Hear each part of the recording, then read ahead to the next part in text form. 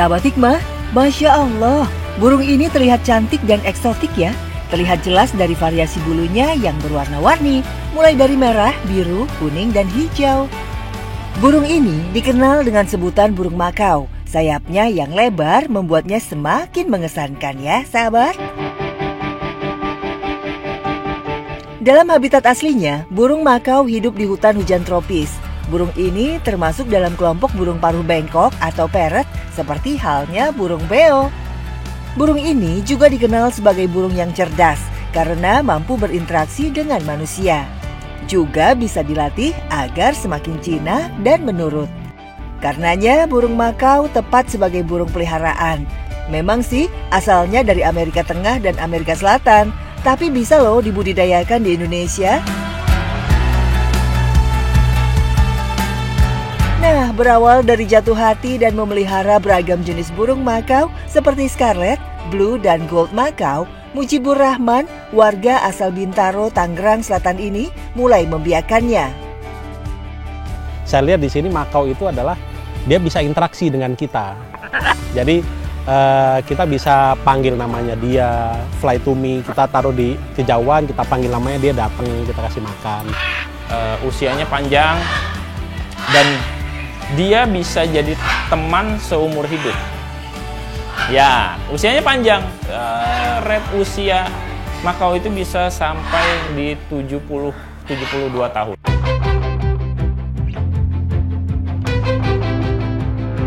Dari hobi memelihara burung makau, pria yang kerap dipanggil Muji ini bertemu dengan peternak burung paruh bengkok bernama Supriyadi. Dari perkenalannya ini, ia mendapat tawaran untuk berbisnis makau. Muji membuka toko Raja Parrot Indonesia di kawasan Bekasi yang khusus menangani makau adopsi, hingga pengembangbiakan burung jenis paruh bengkok ini. Tapi yang namanya usaha burung impor yang super keren ini tentu modalnya juga nggak sedikit ya sahabat. Muji nekat berinvestasi hingga 1 miliar rupiah banyaknya. Wih! Meski menghabiskan uang begitu besar, namun Muji punya misi lain yang lebih besar dari sekedar uang. Kecintaannya terhadap burung ini juga membuatnya punya misi khusus untuk menjaga jumlah populasi burung makau agar tak punah. Kebetulan kan saya ada beberapa bisnis juga. Jadi bisnis utama saya itu di IT Solution. Jadi memang sebelumnya sebelum di bisnis toko parrot ini, saya sudah ada bisnis lain gitu kan. Jadi ya udah sambil dari situ untuk saya coba kembangkan di bisnis lain IT gitu kan. Tapi kalau saya sih modelnya, kalau misalkan ada sesuatu hal yang baru saya sukai, misalkan oke, karena saya suka, kira-kira bisa dibisnisin, menguntungkan ya sudah, kenapa enggak. Toh kan ini kan juga membantu semua, juga membantu misalkan kita melestarikan burung, kemudian kita juga bisa edukasi ke teman-teman yang lain mengenai burung seperti ini burung parrot bisa diapain, bisa dilatih seperti apa gitu. Jadi ya udah nggak apa-apa, dengan modal seperti itu saya pikir ya worth it lah gitu. Dalam bisnis adopsi dan pengembangbiakan makau, kebutuhan nutrisi dan pangan makau menjadi fokus perhatian utama. Makanan utama burung makau berupa biji-bijian seperti kuaci dan jagung. Selain itu, Muji menginstruksikan ke petugas di toko hewan peliharaannya untuk rutin mengecek kesehatan burung makau dan memberikan vitamin. Ia tak sayang mengeluarkan anggaran lebih demi terciptanya kualitas hidup burung makau. Pakan ada pakan bubuk itu 3 kilo itu harganya sekitar 750.000 untuk dapat 3 kilo ya. Nah 3 kilo bisa habis berapa ya tergantung kita punya seberapa banyak burung gitu kan. Kalau misalkan kayak vitamin ada juga 120 ribuan ada ya. Usaha burung makau yang dimiliki Muji tak selalu berjalan mulus. Ia mendapat pukulan berat saat menemui kenyataan ada burung makaunya mati karena terserang penyakit. Ia mengadopsi bayi burung makau tersebut sejak berusia 3 bulan dari peternak lokal. Kerugian yang diterimanya mencapai 130 juta. Hikmah yang dipetiknya dari kerugian ini sebagai bagian dari perjalanan bisnis yang bisa naik dan turun. Terlebih, usahanya berupa makhluk hidup yang bisa berjumpa dengan kematian kapan saja. Awal-awal pasti shock, maksudnya ketika kita kan sudah coba kita pelihara terus ternyata awalnya pasti shock, kita tanya kenapa kok bisa mati, dijelaskan ya karena ada sakit ini, sudah kita coba bawa ke dokter apa segala macam perawatan mati, ya sudah akhirnya ya gimana lagi, yang bisa kita lakukan ya udah ikhlas saja, ikhlas terus kita coba bangkit lagi. Yang penting sih kita tetap optimis, kita harus optimis bahwa nanti rezeki pasti akan diganti. Itu sih kalau saya sih prinsipnya, kalau misalkan ya udah yang penting kita berbuat baik.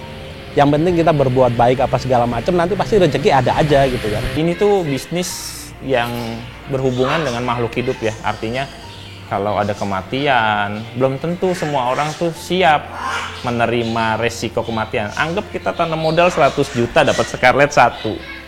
Kalau Scarlett 1 itu mati, berarti kan modal kita habis gitu kan. Tapi di sini Pak Muji bisa terima. Salah satu-satunya orang yang mungkin terima tanpa karena mungkin Pak Muji doang saat itu.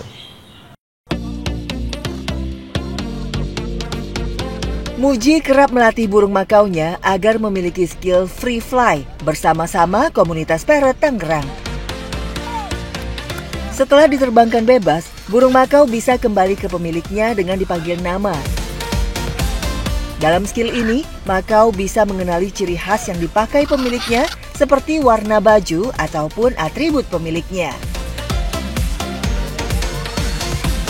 Tidak serta-merta dapat dengan mudah melatih skill free fly. Muji pernah menemui kejadian di mana burung makaunya tak kembali setelah melakukan terbang bebas. Ia pun mencari keberadaan burung tersebut, namun menemui kenyataan pahit. Burung makaunya tak kembali. Burung makau yang hilang itu ditaksir seharga 12 juta rupiah.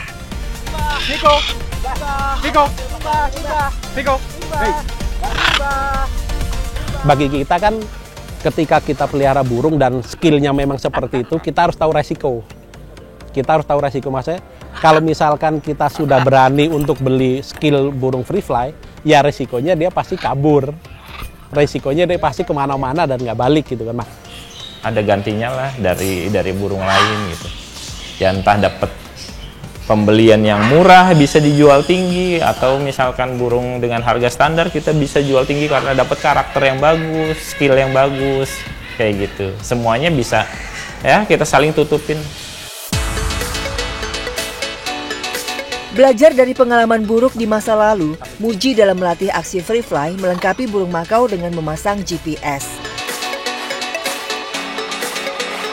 Pemasangan alat GPS dilakukan di kaki burung makau. Ini bermanfaat untuk memantau posisi dan jarak terbang makau. Jika dirasa terbang terlalu jauh, bisa dilakukan pengejaran ataupun dengan menerbangkan burung makau lainnya sebagai pancingan untuk bisa kembali. Lebih karena dicuri itu karena misalkan kita lagi free fly, kita terbangin, nah dia terbang kemudian landing di sembarangan aja. Misalkan landing di motor atau di pohon yang pendek, nah itu bisa juga sih. Tapi kan untuk pengaman balik lagi kita pasang GPS. Ketika kita lihat GPS-nya, dia kecepatannya terbang tinggi, lama gitu, cepet, dan itu melewatin jalan, saya pasti, oh ini pasti dibawa orang. Selain resiko diambil orang karena tergiur harga jualnya yang fantastis, burung makau mendapat ancaman dari penembak. Meskipun motifnya tak jelas, namun menurut Supriyadi, oknum ini akan mendapat kepuasan saat berhasil menembaki burung makau. Oleh karenanya, ia mengutuk keras para penembak yang dengan sengaja menjadikan burung makau sebagai target buruannya. Ya oke lah, kita sebut harga 30 juta misalkan. Ketika ditembak, dia kan mati. Dagingnya pun nggak akan kita bisa makan. Nggak halal untuk kita makan. Terus kalau dia kita bekukan untuk jadi satu patung, toh harganya juga nggak akan sampai 1 juta pun nggak akan sampai gitu loh. Yang terberat bukan soal itu ya. Ini nyawa. Ini tuh ada pemiliknya. Burung ini tuh ada yang sayang sama dia. Burung ini tuh ada yang punya, ada yang nganggep bagian dari keluarganya. Bahkan ada beberapa orang yang ketika dia nggak punya keturunan, mereka lebih milih mengadopsi burung karena usianya juga panjang. Untuk tetap menjaga kelestarian burung makau, perlu ditempuh usaha pengembangbiakan makau. Menurut Muji, prosesnya terbilang susah-susah gampang. Makau yang bisa reproduksi setelah di atas 8 tahun. Proses penyatuan makau jantan dan betina tak selalu berhasil karena bisa jadi justru tak bisa akur. Jika setelah berhasil kawin, burung makau betina belum tentu bertelur. Meskipun tak mudah proses mendapatkan keturunan makau, namun antusias orang untuk mengadopsi makau begitu pesat. Terlebih di saat pandemi di mana banyak orang menghabiskan waktu di rumah. Mereka membutuhkan hewan peliharaan seperti burung makau sebagai pelepas kejenuhan. Range harganya di angka 30 juta sampai ratusan juta. Yang paling mahal bahkan sampai 500 juta aja ada. Kalau misalkan omset ini sih di atas ratusan juga masih bisa sih. Bertelur pun belum tentu fertil. Kadang bertelur tapi zong. Sudah bertelur fertil pun menetas belum tentu hidup.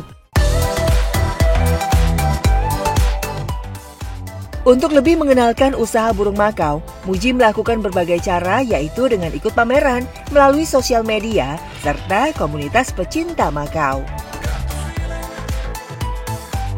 Diakui, Muji butuh waktu hingga 3 tahun untuk balik modal berbisnis burung makau. Menurut Muji, prospek bisnis burung makau masih cerah di masa depan. Yang saya lihat sampai sejauh ini di toko itu masih berputar terus dan omsetnya saya lihat makin lama makin naik seperti itu sih. Karena kan balik lagi yang sekarang di pet di Indonesia kan untuk yang sekelas burung itu masih belum terlalu banyak. Yang paling umum kan yang kalau nggak pet soal anjing, soal kucing, reptil gitu ya. Nah, burung ini masih belum terlalu hampir belum terlalu banyak orang yang tahu. Makanya kita perlu edukasi sebenarnya. Penghobinya setiap hari itu bertambah. Setiap hari, setiap minggu, setiap bulan itu bertambah. Parrot itu nggak bau karena makanannya biji-bijian, kacang-kacangan, bukan makan daging, bukan makan makanan-makanan basah kayak gitu. Burung makau termasuk burung yang membutuhkan perhatian lebih. Oleh karenanya, bagi pemiliknya perlu memiliki ikatan emosional. Jika tidak, burung makau akan mengalami stres. Salah satunya dengan perilaku mencabuti bulunya hingga bisa berakibat kematian.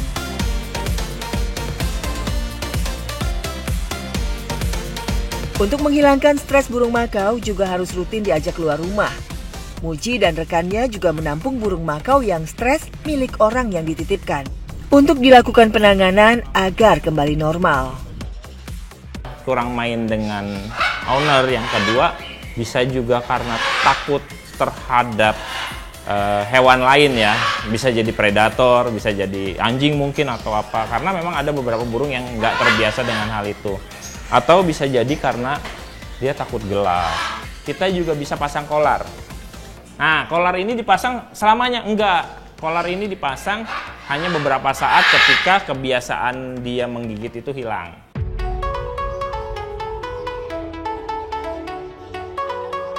Muji dan rekan bisnisnya tidak lupa memberikan edukasi kepada pelanggan yang akan mengadopsi burung makau sebagai hewan peliharaan. Pentingnya waktu yang kita berikan kepada burung peliharaan memposisikan burung makau sebagai bagian dari keluarga juga tak kalah pentingnya. Jangan karena lapar mata dan ada rezeki, lantas asal mengadopsi makau, namun justru tak ada perhatian yang serius. Mereka juga perlu main, perlu makan, minum, tempat yang bersih, tempat yang layak, gitu kan. Sama yang terpenting itu, ya tadi saya bilang waktu. Ketika kita mengambil keputusan untuk pelihara makau, pelihara parrot, kita harus siap untuk waktu kita tersita pada parrot tersebut.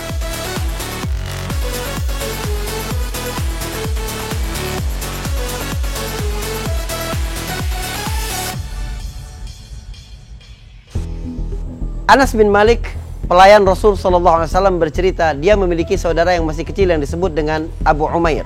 Nabi SAW sering mengajaknya bercanda. Suatu hari Nabi melihat wajah Abu Umair ini sangat murung, sehingga Nabi SAW bertanya tentang itu. Maka Nabi diberitahu bahwa burung peliharaan itu sudah mati. Nabi SAW menghibur adik Anas ini, ya Abu Umair, ma fa'alan nughair. Wahai Abu Umair, apa yang sekarang sedang dikerjakan oleh burung merpati itu. Hadis ini memberikan banyak pesan kepada kita. Di antaranya tentu saja tentang tawaduknya Nabi SAW yang masih mengunjungi Anas bin Malik, padahal hanya seorang pelayan. Dan Nabi SAW juga pribadi yang lembut, mengajak bercanda anak-anak kecil. Pelajaran lain yang penting adalah Islam membolehkan adanya binatang peliharaan, walaupun sebatas untuk hiburan. Tetapi tentu saja prinsip-prinsip di dalam agama tetap harus kita pegang. Misalnya, tidak boleh jual beli pada hewan-hewan yang haram untuk dimakan. Tidak boleh juga berlebih-lebihan, israf dan tabzir. Tidak boleh pula mengabaikan hak-hak hewan untuk diberi makan atau diberi minum. Di zaman Nabi SAW ada seorang perempuan yang ibadahnya bagus, tapi dia masuk neraka karena dia menahan kucing peliharaannya.